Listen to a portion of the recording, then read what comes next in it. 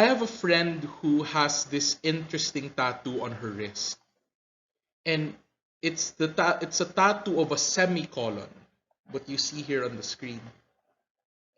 And I asked her why a semicolon, and she told me that the semicolon is actually a symbol for those who survived suicidal ideation, meaning they were contemplating suicide and decided not to do it. And this serves as a reminder of them choosing not to take their life. And I find this interesting because I mean, if you think about how a semicolon is used in English grammar, right? Right before a semicolon, you do have a complete sentence. You have a complete clause, an independent clause, right? And you could actually end it there. But then a semicolon implies that you can continue on the sentence. You could have ended it there, but you chose to continue. And I thought that is indeed a very beautiful symbol. And I want this to be the bounce off point for what I want to discuss right now, particularly about the resurrection of Jesus and what it means for us.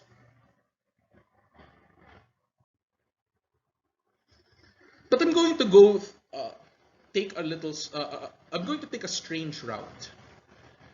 Because quite often when people talk about the resurrection, it's often about how this manifests Jesus as Jesus being divine and overcoming death. Yes, but what does that mean for us?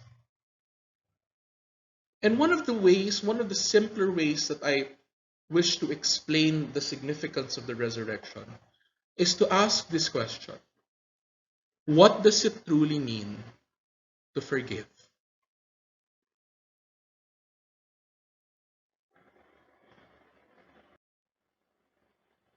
Now remember, the very first thing that Jesus said to his apostles when he rose from the dead is shalom.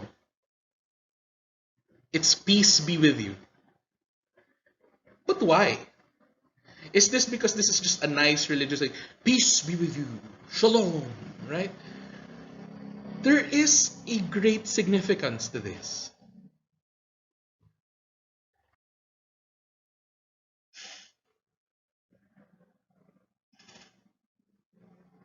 You know, Jesus was entitled to get angry at his apostles for leaving him high and dry in his moment of great trial. But I think that's why there's this expression we say in English, you left me hanging. Iniwan mo ako sa ere, as we say in Filipino. I wonder if the reason for that, or the origin of that expression is the crucifixion. You left me hanging here. Jesus had every right to get angry at them for leaving him, in spite of everything that Jesus did. He could have ended his friendship with them right then and there. F.O. But he showed them his wounds and told them, you know, this is what you did. But relax. That's probably the reason why I keep telling you throughout this time you have to get relax. Shalom. Peace. Peace. Peace. You're afraid that I'm going to get angry. You're afraid that this whole thing that we've had together is going to end because of your betrayal, because of you leaving me. No. Peace. And listen, in the Jewish sense, shalom does not just refer to peace as in the absence of war. But shalom means when everything is in its proper place, when everything is gathered again. Because upon Jesus' death, what happened? The apostles were scattered. These once brave men who followed Jesus, when he died, they ran away. In Gethsemane, they ran away. Different places. But when Jesus said shalom, he was gathering them again. Let's bring back things to their proper place. That's why it's significant.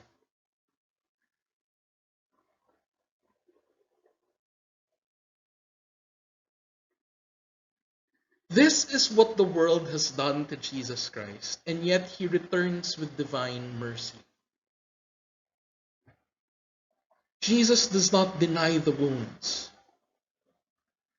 but he seems to be presenting something more powerful than those wounds.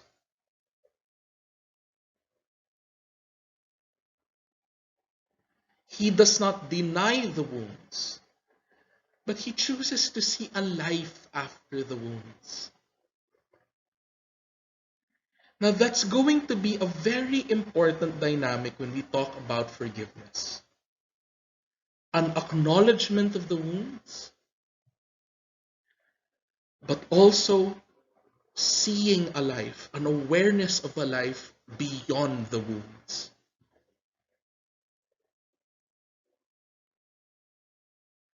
Because we so often get the wrong idea that forgiveness is about denying hurt or forgetting fault. When somebody says, I forgive you, it often comes with this idea that, you really didn't do anything wrong. Or I'll sweep your fault under the rug. Or sometimes when people apologize, when somebody says, I'm sorry, and then somebody responds, there's nothing to forgive. You didn't do anything. Don't apologize. But that's not what forgiveness is. Forgiveness acknowledges you did something to me. I'm hurt.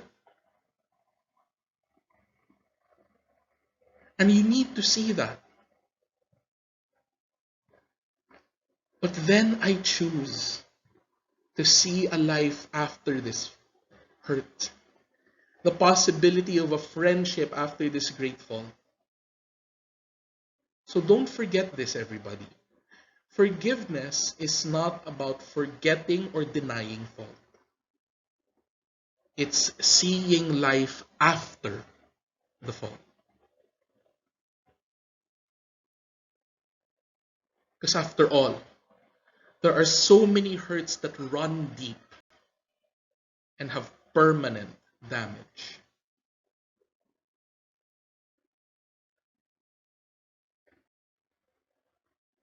Forgiveness is about the willingness to see a person beyond their fault. Beyond. Okay? You're not denying the existence of that fault.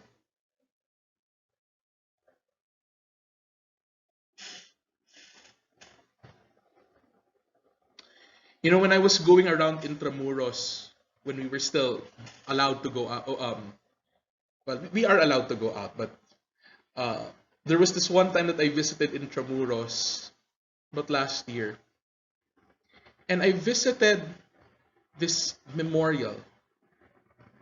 The memorial of the Battle of Manila. And this memorial was especially for all of the unnamed innocent victims who were victims of the bombings, who were even victims of the atrocious rape, even of the rape that was done by Japanese soldiers. You see, to look at a memorial like that is something closer to what forgiveness is.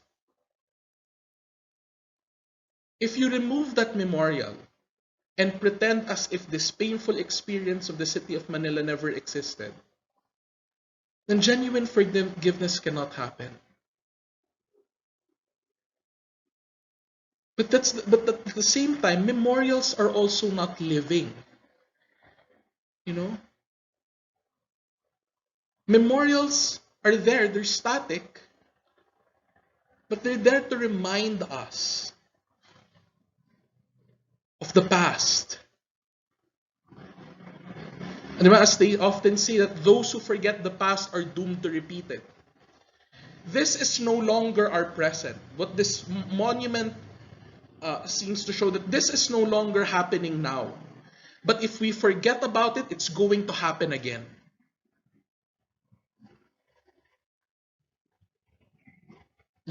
I think that's a very important scar in the city of Manila. It's not an open wound, it's a scar. But it's a very significant one. It's a scar that reminds us of how we got here in the first place.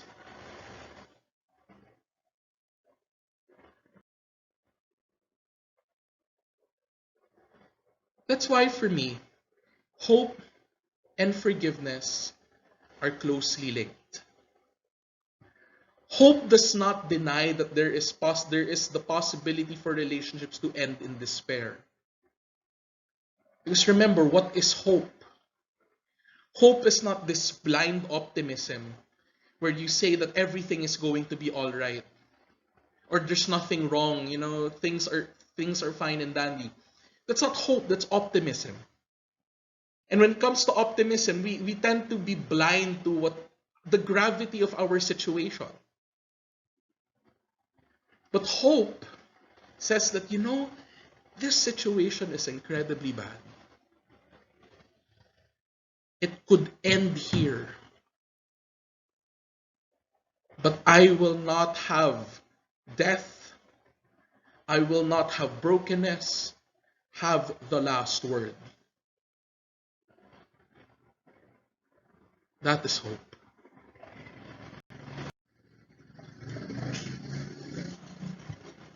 Forgiveness means to hope in a person. It means that you believe in that person's capacity to change. Easy? Nope. But that's why precisely it's a challenge. It's a challenge that helps us get out of ourselves.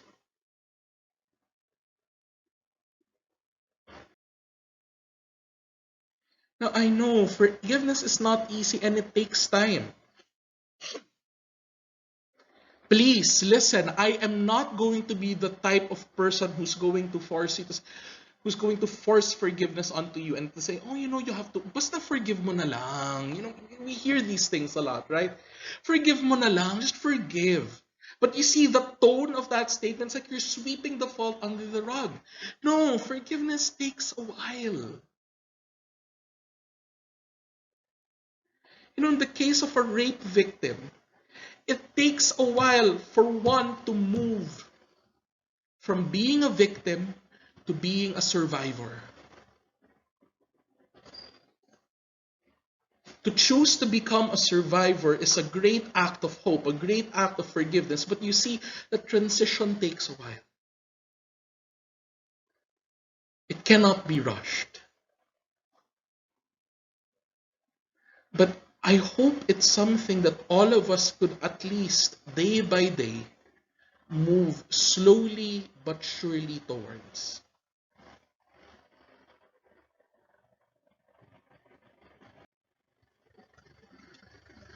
And people, forgiveness can also apply towards ourselves. It's not just something that we do for another. To be very honest with all of you, be very transparent. I sometimes have a difficulty forgiving myself too. In college, I didn't do very well academically. And there were many times that I really did not realize my potential, even if I could very well do so. And you can just ask my former teachers.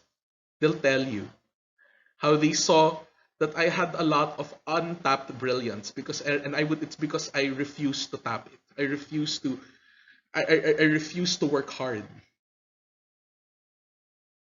I sometimes wonder if that's the reason why I work too hard when it comes to teaching.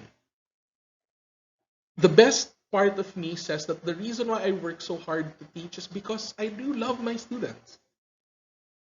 And I really do love theology. I love what I'm teaching. I love this discipline I'm in. But sometimes on my worst days, especially the days where I tend to be unkind to myself, I can't help but think that it's because I'm compensating for what I lacked in college. That I have not forgiven myself for my lack of effort, for my mediocre performance in college. But you see, when I act on those fears, when I act on this movement to have to compensate all the time, that's when I become the most tired. Teaching stops becoming fun and it becomes more of a punishment.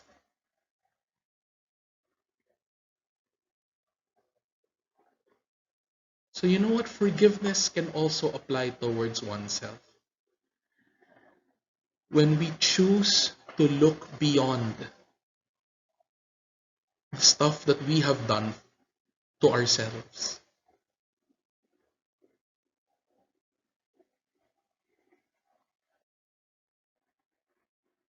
This sticker is really, it's literally on my door. This is a picture of my door actually here at home. And here's what it says. To forgive others is in fact being kind to ourselves. Because that's what unforgiveness is, right? I mean, it's a burden that we carry. It's the kind of burden that continues to leave us victims. But what's the resurrection about? To slowly but surely let go of these things.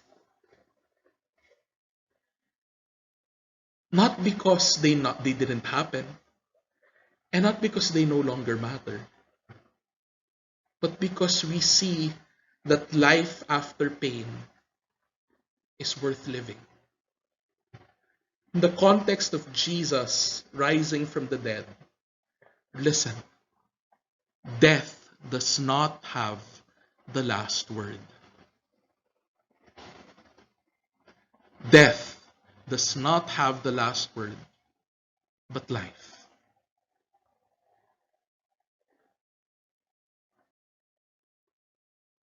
So let's go back to the semicolon.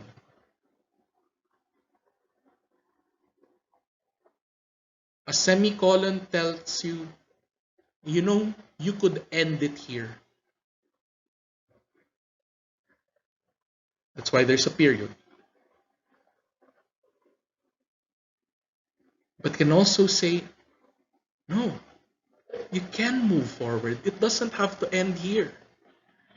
You can still continue the story. It could be the story of your own life. It could be the story of your friendship with somebody. It could be the story of the relationship that you have with a family member. That is a great act of hope. To accept the pain, but also to have that stubborn determination to say that there is more life to live. There is still so much more stories to tell. Easy? No. Worth pursuing? Definitely.